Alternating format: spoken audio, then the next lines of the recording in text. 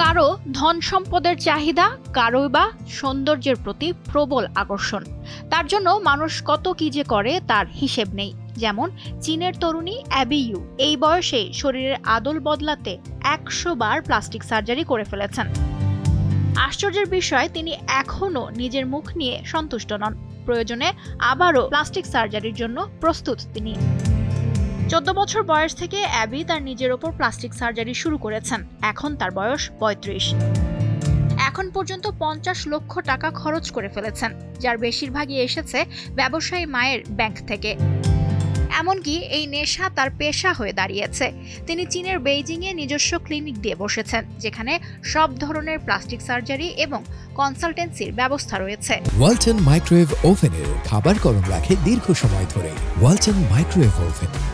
Plastic surgery হলো শরীরের কোনো একটি অংশ এমনভাবে ঠিক করা যাতে সেই অংশে কোনো খুঁত বা ত্রুটি থাকলে সেটি সংশোধন করা যায়। এই প্লাস্টিক সার্জারির দুটি অংশ আছে, কসমেটিক ও অ্যাস্থেটিক সার্জারি।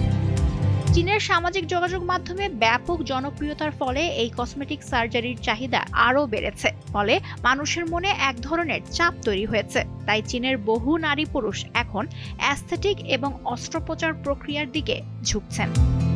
সূত্র বলছে, এই মুহূর্তে চীনের কসমেটিক সার্জারি শিল্পের বাজার মূল্য 197 বিলিয়ন ইউয়ান। লুৎফা ফৌজিয়া, দীপ্ত, বার্তাকক্ষ।